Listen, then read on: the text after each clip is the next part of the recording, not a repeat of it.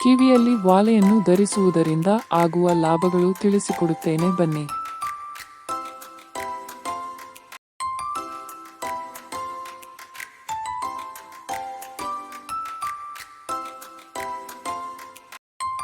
ಹಳೆ ಕಾಲದ ಆಚರಣೆಯಲ್ಲೂ ವೈಜ್ಞಾನಿಕ ಕಾರಣಗಳು ಇರೋ ಆಚರಣೆಗಳು ಇದೆ ಅಂತ ನಾವು ತಿಳಿಸಿಕೊಂಡು ಬರುತ್ತೀವಿ.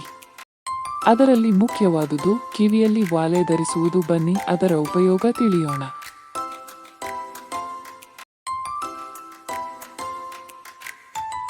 ಒಲೆ ಧರಿಸುವುದರಿಂದ ಮಾನಸಿಕ ನೋವನ್ನು ಕಡಿಮೆ ಮಾಡುವುದು. ಕಿವಿಯಲ್ಲಿ ಇರುವ ನರಗಳು ಕ್ರಿಯಾಶೀಲತೆಯನ್ನು ಪಡೆದುಕೊಂಡು ಮಾನಸಿಕ ಹಾಗೂ ದೈಹಿಕ ಆರೋಗ್ಯವು ಉತ್ತಮ ಸ್ಥಿತಿಯಲ್ಲಿ ಇರುವಂತೆ ಪ್ರೇರೇಪಿಸುವುದು. ಆಯುರ್ವೇದ ಪದ್ಧತಿಯ ಪ್ರಕಾರ ಕಿವಿಯಲ್ಲಿನ ತೆಳುವಾದ ಮೂಳೆ ಭಾಗದಲ್ಲಿ, ಅಂದರೆ ಕಿವಿ ಚುಚ್ಚುವ ಸ್ಥಳದಲ್ಲಿ, ವ್ಯಕ್ತಿಯ ಸಂತಾನೋತ್ಪತ್ತಿಯ ಆರೋಗ್ಯವನ್ನು ಸೂಚಿಸುವಂತಹ ಅಂಗಾಂಶಗಳು ಅಡಗಿರುತ್ತವೆ ಎಂದು ಹೇಳುತ್ತಾರೆ. ಹಾಗಾಗಿ ಚಿಕ್ಕ ವಯಸ್ಸಿನಲ್ಲಿ ಮಕ್ಕಳಿಗೆ ಕಿವಿ ಚುಚ್ಚುವುದರಿಂದ ಪುರುಷರಿಗೆ ಸಂತಾನೋತ್ಪತ್ತಿಯಲ್ಲಿ ವೀರ್ಯದ ಉತ್ಪತ್ತಿ ದೇಹದಲ್ಲಿ ಸರಿಯಾಗಿ ಆಗುತ್ತದೆ ಮತ್ತು ಮಹಿಳೆಯರಿಗೆ ಋತುಚಕ್ರ ಸರಿಯಾಗಿ ನಿರ್ವಹಣೆಯಾಗುತ್ತದೆ ಎಂದು ಹೇಳುತ್ತಾರೆ. ಬುದ್ಧಿಶಕ್ತಿ, ದೇಹದ ಶಕ್ತಿ, ಕಣ್ಣಿನ ದೃಷ್ಟಿ, ಕಿವಿಯ ಆರೋಗ್ಯ, ಜೀರ್ಣಕ್ರಿಯೆ ಉತ್ತಮ ಮಾಡಿ ಮಾನಸಿಕ ಒತ್ತಡ ಮತ್ತು ಆತಂಕ ದೂರ ಮಾಡುತ್ತೆ. ಮೆಹಂದಿ ಶಾಸ್ತ್ರ. ಮದುವೆ ಅಥವಾ ಯಾವುದೇ ಶುಭ ಸಮಾರಂಭಗಳಲ್ಲಿ ಮೆಹಂದಿ ಹಾಕಿಕೊಂಡು ಮದುಮಗಳು ಅಥವಾ ಯುವತಿಯರು ಖುಷಿ ಪಡುವುದು ನೋಡೇ ಇರುತ್ತೀರಾ. ಆದರೆ ಇದರ ವೈಜ್ಞಾನಿಕ ಹಿನ್ನೆಲೆ ತಿಳಿದುಕೊಂಡರೆ ನಿಜವಾಗಿಯೂ ಶಾಕ್ ಆಗ್ತೀರಾ.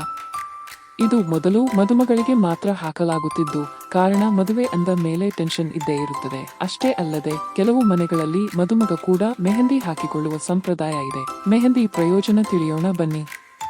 ಮೆಹಂದಿ ಮನಸ್ಸನ್ನು ಶಾಂತವಾಗಿರಿಸುತ್ತದೆ. ಇದರಲ್ಲಿ ಬ್ಯಾಕ್ಟೀರಿಯಾ ವಿರೋಧಿ ಗುಣಗಳು ಇದ್ದು ದೇಹಕ್ಕೆ ತಾಗುವ ಹಲವಾರು ರೀತಿಯ ಸೋಂಕುಗಳನ್ನು ಇದು ನಿವಾರಿಸುತ್ತದೆ. ನೋಡಿದ್ರ ಮೆಹಂದಿ ಮದುವೆಯಲ್ಲಿ ಏಕೆ ಹಾಕ್ತಾರೆ ಅಂತ ಗೊತ್ತಾಯ್ತು. ಮದುವೆ ಮನೆಯಲ್ಲಿ ಅರಿಶಿನ ಹಚ್ಚುವ ಶಾಸ್ತ್ರ. ಅರಿಶಿನ ಕುಂಕುಮ ಇಲ್ಲದೆ ಯಾವುದೇ ಶುಭ ಕಾರ್ಯ ನಡೆಯುವುದಿಲ್ಲ. ಅರಿಶಿನದಲ್ಲಿ ಹಲವಾರು ರೀತಿಯ ಬ್ಯಾಕ್ಟೀರಿಯಾ ವಿರೋಧಿ ಗುಣಗಳಿವೆ. ಇದು ದೇಹದಲ್ಲಿ ಸೂಕ್ಷ್ಮ ಜೀವಿಗಳಿಂದ ಆಗುವ ರೋಗಗಳನ್ನು ಗುಣಪಡಿಸುತ್ತದೆ. ದೇಹದಲ್ಲಿನ ವಿಷಕಾರಿ ಅಂಶಗಳನ್ನು ಇದು ಹೊರಹಾಕುತ್ತದೆ.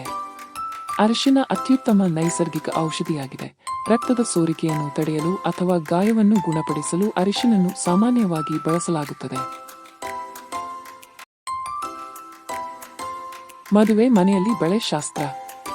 ಮದುವೆ ಅಂದ ಮೇಲೆ ಬಳೆ ಶಾಸ್ತ್ರ ಇದ್ದೇ ಇರುತ್ತೆ. ಕೆಲವರು ಅಯ್ಯೋ ಬಳೆ ಹಾಕಿಕೊಳ್ಳೋದು ಓಲ್ಡ್ ಫ್ಯಾಷನ್ ಅಂತೆಲ್ಲ ಹೇಳ್ತಾರೆ. ಆದರೆ ಬಳೆ ಹಾಕಿಕೊಳ್ಳುವುದರ ವೈಜ್ಞಾನಿಕ ಕಾರಣಗಳು ಹೇಳ್ತೀನಿ ಕೇಳಿ.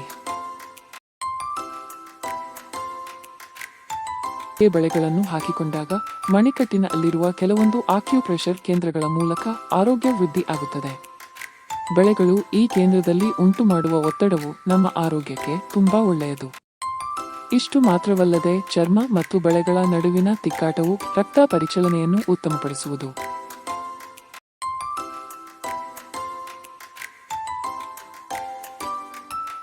ಟಿಪ್ಸ್ ನಿಮಗಾಗಿ. ಕೆಲವೊಂದು ಸಣ್ಣ ವಿಷಯಗಳು ತುಂಬಾ ತೊಂದರೆ ಕೊಡುತ್ತೆ. ಅದರಲ್ಲಿ ಈ ಅಂಗಡಿಯಿಂದ ತಂದ ವಸ್ತುಗಳ ಸ್ಟಿಕ್ಕರ್ಗಳು ಅವು ಹೇಗೆ ಹೋಗಿಸಬೇಕು ಅಂತ ಗೊತ್ತಿಲ್ಲದೆ ಕೀಳ್ತೀವಿ. ಅರ್ಧಂಬರ್ಧ ಕಿತ್ತು ಅಸಹ್ಯವಾಗಿ ಕಾಣುತ್ತೆ. ಹಾಗಾದರೆ ಏನು ಮಾಡಬೇಕು ಅಂತೀರಾ? ತುಂಬಾ ಸಿಂಪಲ್.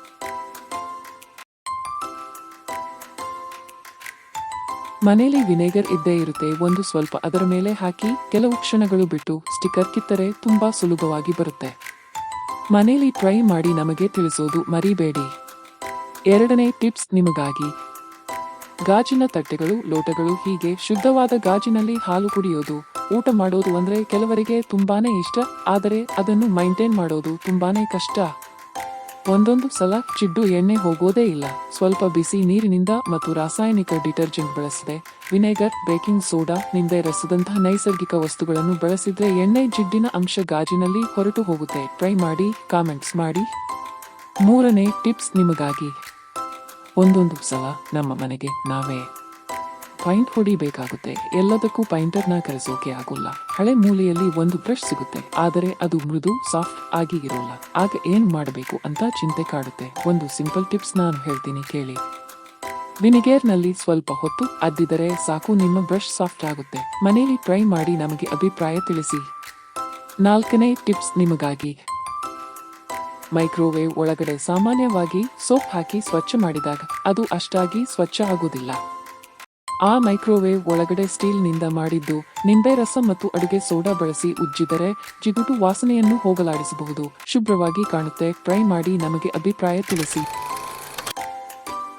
ಭೀಮಕಾಯ ಭೈರಪ್ಪನವರ ಮೊದಲನೇ ಕಾದಂಬರಿ. ಭೀಮಕಾಯ ಗರಡಿಯಾಳುಗಳ ಜೀವನವನ್ನು ಕುರಿತದ್ದು. ವಸ್ತು ಹೊಸದು. ಎಸ್.ಎಲ್. ಭೈರಪ್ಪನವರ ಕೃತಿಗಳಲ್ಲಿ ಮುಖ್ಯವಾಗಿ ವಸ್ತುವಿನ ಘನತ್ವ, ನಿರೂಪಣೆಯ ಸೊಗಸು ಅವರ ಕಾದಂಬರಿಯ ಲಕ್ಷಣಗಳು. ಈ ಕಾದಂಬರಿಯಲ್ಲಿ ಬರುವ ಪಾತ್ರಗಳು ನಾವು ಈ ಕಾಲದಲ್ಲೂ ನೋಡಬಹುದು. ಒಬ್ಬರ ಯಶಸ್ಸು ಸಹಿಸದೇ ಇರುವವರು ಮತ್ತು ಅವರನ್ನು ತಪ್ಪು ದಾರಿಗೆ ಎಳೆಯುವವರು ಇಂದಿಗೂ ನಮ್ಮ ಜೊತೆಯಲ್ಲೇ ಇರುತ್ತಾರೆ. ಹೀಗೆ ಗೆಲ್ಲೋಗೋಸ್ಕರ ಮೋಸದಿಂದ ಕುತಂತ್ರ ಮಾಡುವ ಕಥೆಯಾಗಿದೆ. ಕುಸ್ತಿ ನೋಡೋಕೆ ಯಾರಿಗೆ ಇಷ್ಟ ಇಲ್ಲ? ಅವರ ದೇಹ ಕುಸ್ತಿ ಆಡುವ ರೀತಿ ಎಲ್ಲರಿಗೂ ಇಷ್ಟ. ಆದರೆ ಒಬ್ಬ ಕುಸ್ತಿಪಟುವಿನ ಹಿಂದೆ ಇರುವ ಕತೆ ಏನು? ಅವರ ಜೀವನ ಶೈಲಿ ಹೇಗಿರುತ್ತೆ?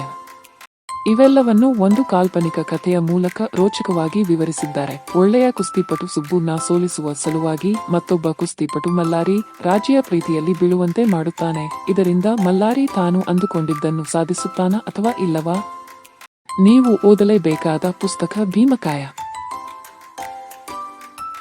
ಚಂದ್ರಗಿರಿಯ ತೀರದಲ್ಲಿ ಸಾರಾ ಅಬೂಬಕ್ಕರ್. ಕನ್ನಡದ ಪ್ರಖ್ಯಾತ ಲೇಖಕಿ ಸಾರಾ ಅಬೂಬಕ್ಕರ್ ಅವರು ಮುಸ್ಲಿಂ ಮಹಿಳೆಗೆ ಪ್ರತಿನಿತ್ಯ ಆಗುವ ಶೋಷಣೆ, ಅವಮಾನಗಳ ಬಗ್ಗೆ ಬೆಳಕು ಚೆಲ್ಲಿದ ಮಹಾನ್ ಲೇಖಕಿ. ಹೆಣ್ಣು ಮಕ್ಕಳಿಗೆ ವಿದ್ಯೆಯು ಕಡ್ಡಾಯವಾಗಿ ದೊರೆಯಬೇಕು. ಅವರು ಸ್ವಾತಂತ್ರ್ಯ ಮತ್ತು ಸ್ವಾವಲಂಬಿಯಾಗಿ ಬದುಕಬೇಕೆಂದು ವಿಶೇಷ ಕಾಳಜಿಯನ್ನು ಹೊಂದಿರುವ ಮುಸ್ಲಿಂ ಮಹಿಳೆಯೇ ಸಾರಾ ಅಬೂಬಕ್ಕರ್. ಈ ಕಾದಂಬರಿಯು ಸ್ತ್ರೀ ಶೋಷಣೆಯ ಕರಾಳ ಮುಖವನ್ನು ಬಯಲು ಮಾಡುವ ಕಾದಂಬರಿ. ಧರ್ಮ, ಸಂಪ್ರದಾಯ, ಸಾಮಾಜಿಕ ವ್ಯವಸ್ಥೆ ಎಂಬ ಸ್ಥಾಪಿತ ಕಟ್ಟಳೆಗಳ ಮಧ್ಯೆ ನರಳುವ ಸ್ತ್ರೀಯ ದುಸ್ಥಿತಿಯನ್ನು ಇನ್ನಿಲ್ಲದಂತೆ ಕಟ್ಟಿಕೊಡುತ್ತದೆ.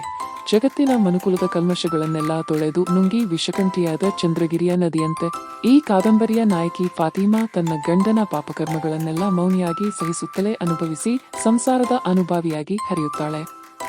ಅಲ್ಪಸಂಖ್ಯಾತ ಸಮುದಾಯದೊಳಗಿರುವ ಪುರುಷಾಧಿಕಾರ ಹಾಗೂ ಧರ್ಮಗಳ ಹಿಡಿತದಿಂದ ನಲುಗಿರುವ ಮಹಿಳೆಯರ ಸಂಕಟಗಳನ್ನೆಲ್ಲ ತೆರೆದಿಡುವ ಪ್ರಯತ್ನವನ್ನು ಲೇಖಕಿ ಮನಮುಟ್ಟುವಂತೆ ವಿವರಿಸಿದ್ದಾರೆ. ಎಲ್ಲೂ ಬೋರ್ ಆಗದ ಹಾಗೆ ನಮ್ಮ ಸುತ್ತಮುತ್ತಲಿನಲ್ಲಿ ನಡೆಯುತ್ತಿದೆ ಅನ್ನುವಷ್ಟರ ಮಟ್ಟಿಗೆ ಪಾತ್ರಗಳು ಮಾತನಾಡುತ್ತದೆ.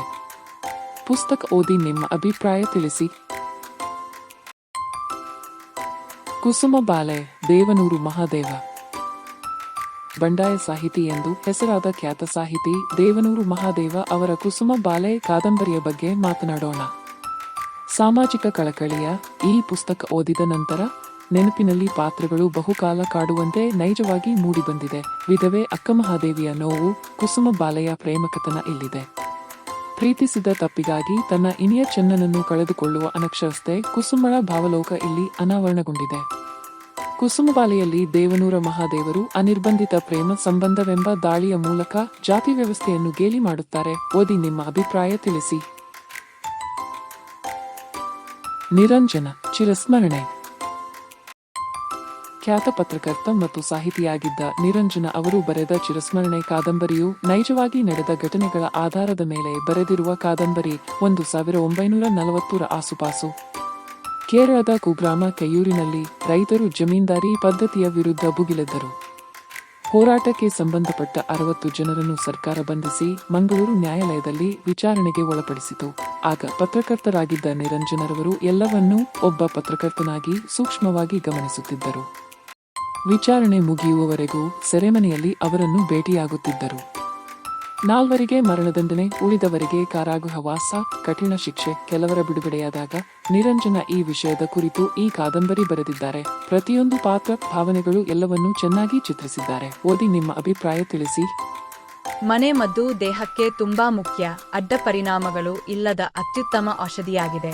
ಕಾಳುಮೆಣಸು ಅತ್ಯಂತ ಪುರಾತನವಾದ ಮಸಾಲೆ ಪದಾರ್ಥಗಳಲ್ಲಿ ನಮ್ಮ ಭಾರತೀಯ ಮಸಾಲೆ ಪದಾರ್ಥ ಕಾಳು ಮೆಣಸಿಗೆ ವಿಶಿಷ್ಟವಾದ ಸ್ಥಾನವಿದೆ. ಮೆಣಸಿನ ಪುಡಿಯ ಬದಲು ಕಾಳುಮೆಣಸು ಅಥವಾ ಕರಿ ಮೆಣಸನ್ನು ಬಳಸುವುದರಿಂದ ಸಾಕಷ್ಟು ಅನುಕೂಲತೆಗಳಿವೆ. ತೂಕ ಇಳಿಸಿಕೊಳ್ಳಲು, ಜೀರ್ಣಕ್ರಿಯೆಗೆ, ಕ್ಯಾನ್ಸರ್ ಬರದಂತೆ ಸಾಧ್ಯವಾದಷ್ಟು ತಡೆಯಲು, ವಾಯು ಶಮನಕ್ಕೆ, ತಲೆ ಹೊಟ್ಟು ನಿವಾರಣೆ, ನೆಗಡಿ ಮತ್ತು ಕೆಮ್ಮು. ನನಗೆ ಹಸಿವೆ ಆಗೋಲ್ಲ ಅಂತ ಕಂಪ್ಲೇಂಟ್ ಮಾಡ್ತಾ ಇದ್ದರೂ ಕೂಡ ಕಾಳು ಮೆಣಸು ಸಮಸ್ಯೆ ನಿವಾರಿಸುತ್ತದೆ. ಕಾಳುಮೆಣಸು ಜೈವಿಕ ಲಭ್ಯತೆ ಹೆಚ್ಚಿಸುವಲ್ಲಿ ಸಹಕರಿಸುತ್ತದೆ. ಅಂದರೆ ಆಹಾರದಲ್ಲಿರುವ ಪೋಷಕಾಂಶಗಳನ್ನು ಹೀರಲು ಇದು ಸಹಾಯಕವಾಗಿದೆ. ಇದು ಔಷಧಿಯಾಗಿಯೂ ಕೂಡ ಹೆಚ್ಚು ಸಹಾಯಕವಾಗಿದೆ. ಅದೇ ರೀತಿ ಮಾನಸಿಕ ಖಿನ್ನತೆಯಿಂದ ಬಳಲುತ್ತಿದ್ದರೆ ಈ ಕಾಳು ಮೆಣಸು ಸಹಾಯ ಮಾಡುತ್ತದೆ. ಮುಂದಿನ ಬಾರಿ ನೀವು ಅಡುಗೆಗೆ ಖಾರ ಬಳಸುವಾಗ ಕಾಳುಮೆಣಸನ್ನು ಬಳಸಿ ಮತ್ತು ಆರೋಗ್ಯಯುತವಾಗಿರಿ. ಪಪ್ಪಾಯಿ ಹಣ್ಣು ಎಲ್ಲಾ ಕಾಲದಲ್ಲೂ ಎಲ್ಲಾ ಕಡೆ ಸುಲಭವಾಗಿ ಸಿಗುವ ಹಣ್ಣು ಎಂದರೆ ಅದು ಪರಂಗಿ ಹಣ್ಣು ಅಥವಾ ಪಪ್ಪಾಯಿ ಹಣ್ಣು ಎಂದು ಹೇಳಬಹುದು. ಪಪ್ಪಾಯ ಹಣ್ಣು ಉಪಯೋಗಿಸಿದರೆ ಮನುಷ್ಯನ ಚರ್ಮದ ಸೌಂದರ್ಯ ಹೆಚ್ಚಿಸಿಕೊಳ್ಳುತ್ತದೆ. ಇದರ ಸೇವನೆಯಿಂದ ಹೆಚ್ಚಿನ ಜೀವಸತ್ವ ಮತ್ತು ಖನಿಜಾಂಶಗಳನ್ನು ಹೊಂದಬಹುದು. ಅಲ್ಲದೆ ಕ್ಯಾನ್ಸರ್, ಅಸ್ತಮಾ, ಮಧುಮೇಹ ರೋಗ ತಡೆಗಟ್ಟುವಲ್ಲಿ ಸಹಕಾರಿಯಾಗಿದೆ. ಕೊಲೆಸ್ಟ್ರಾಲ್ ಅಂಶವನ್ನು ಕಡಿಮೆಗೊಳಿಸುತ್ತದೆ. ತೂಕ ನಷ್ಟ, ಮಧುಮೇಹ ನಿಯಂತ್ರಣಕ್ಕೆ ಒಳ್ಳೆಯದು. ಕಣ್ಣುಗಳನ್ನು ರಕ್ಷಿಸುತ್ತದೆ. ಸಂಧಿವಾತದಿಂದ ರಕ್ಷಿಸುತ್ತದೆ. ಕೂದಲು ಬೆಳವಣಿಗೆಯನ್ನು ಹೆಚ್ಚಿಸುತ್ತದೆ. ಆದರೆ ನೆನಪಿರಲಿ, ಅತಿಯಾದರೆ ಅಮೃತವೂ ವಿಷ ಎನ್ನುವಂತೆ ಅತಿಯಾಗಿ ಪಪ್ಪಾಯಿ ತಿನ್ನಬಾರದು ಮತ್ತು ಕೆಲವು ದೇಹ ಪ್ರಕೃತಿಯರು ತಿನ್ನಬಾರದು. ತಜ್ಞ ವೈದ್ಯರ ಸಲಹೆ ಮೇರೆಗೆ ಸೇವಿಸಿ ಆರೋಗ್ಯ ನಿಮ್ಮದಾಗಿಸಿಕೊಳ್ಳಿ. ತಾಂಬೂಲ ಸೇವನೆ. ಎಲೆ, ಅಡಿಕೆ, ಸುಣ್ಣವನ್ನು ತಾಂಬೂಲ ಅಂತೀವಿ.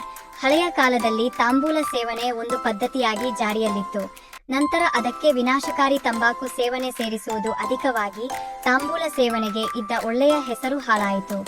ಯುವಕರು ಹಲ್ಲು ಹಾಳಾಗುತ್ತೆ ಮತ್ತು ಅದು ಅಜ್ಜಿ ತಾತ ಹಾಕೋದು ಅಂತ ನಿರ್ಲಕ್ಷ್ಯ ಮಾಡಿಕೊಂಡು ಬಂದರು. ಆದರೆ ಅದರ ಉಪಯೋಗ ಗೊತ್ತಾದರೆ ನೀವು ಕೂಡ ಪರಿಶುದ್ಧವಾದ ತಾಂಬೂಲ ತಿನ್ನೋಕೆ ಶುರು ಮಾಡ್ತೀರಾ. ತಾಂಬೂಲ ಸೇವನೆಯಿಂದ ದೇಹಕ್ಕೆ ಹೊಸ ಚೇತನ ಉಂಟಾಗಿ ಜೀರ್ಣಕ್ರಿಯೆಯನ್ನು ಹೆಚ್ಚಿಸುತ್ತದೆ. ಬಾಯಿಯ ದುರ್ಗಂಧ ನಿವಾರಣೆ ಮಾಡುತ್ತೆ. ಹಿಂದಿನ ಕಾಲದಲ್ಲಿ ಎಷ್ಟು ವರ್ಷ ಆದ್ರೂ ಹಲ್ಲುಗಳು ಗಟ್ಟಿ ಇತ್ತು. ಅದಕ್ಕೆ ಕಾರಣ ಎಲೆ, ಅಡಿಕೆ, ಸುಣ್ಣ, ಈ ತಾಂಬೂಲ. ದವಡೆ, ವಸಡುಗಳನ್ನು ಬಲಗೊಳಿಸುತ್ತೆ. ಜೀರ್ಣಕ್ರಿಯೆ ಸಮಸ್ಯೆಗೆ ತಾಂಬೂಲ ರಾಮಬಾಣ. ಇಷ್ಟೆಲ್ಲ ಉಪಯೋಗ ಇರೋ ತಾಂಬೂಲನ ಕಡೆಗಣಿಸೋದು ಸರಿನಾ? ಯೋಚನೆ ಮಾಡಿ.